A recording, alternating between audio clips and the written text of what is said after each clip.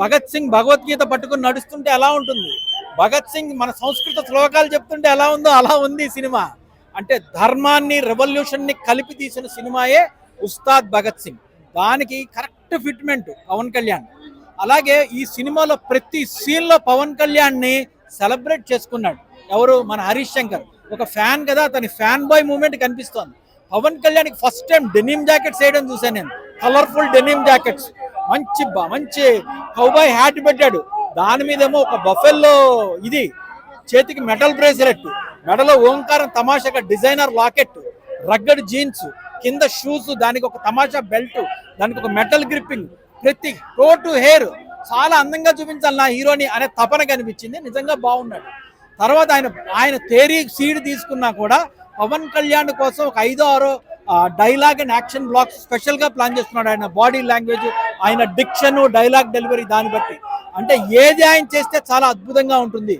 ఏంట్రా మాట్లాడితే మెడరుద్దుకుంటున్నావు అంటే కొత్త డెఫినేషన్, నేను మెడరుద్దుకుంటే తొడగొట్టినట్టే అంటాడు, అదొక డెఫినేషన్. కానీ వడ్రాన్ని నా ఇంట్లోకి రాణించింది, సీఎం పిఎంఏ నా ఇంట్లోకి రాలేదు అని పార్థిపన్ అంటే, అరే సునామీని పర్మిషన్ తీసుకుని రాదు, అలాగే అణుబాంబు వచ్చినప్పుడు ఆపడానికి చూడకు, నాలాంటి వాడు వచ్చినప్పుడు అన్ని మూసుకొని కూర్చో అంటాడు. ఆ డైలాగ్ కానీ, లేకపోతే ఇద్దరు కుర్రాళ్ళు జోకులు వేసుకుంటూ ఉంటారు, ఒరే 4 సోల్జర్స్ చచ్చిపోయారంటరా అంటే, ఆహాహా ఇది రొటీన్ న్యూస్ అని ఒకడంటే, ఒరే భరతమాతకి జయండి ఎవడో కొట్టాడు రా అన్న టైప్ లో మాట్లాడితే అది రొటీన్ న్యూస్ అంటే, మరి మనకి ఇంట్రెస్టింగ్ న్యూస్ ఏంటంటే సల్మాన్ ఖాన్ కొత్త గర్ల్ ఫ్రెండ్ ఎవర్రా, అదిరా మనకి ఇంట్రెస్టింగ్ న్యూస్, చదవరా అంటాడు.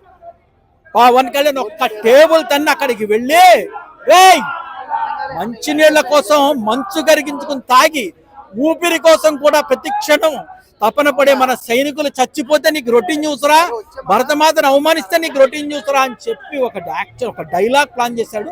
ఎగ్జాక్ట్ ఆయన బాడీ లాంగ్వేజ్, ఆయనలో ఉండే ఆవేశాన్ని పట్మని క్యాప్చర్ చేశాడు. దాంతో అదొక సీన్ హైలైట్ అయింది.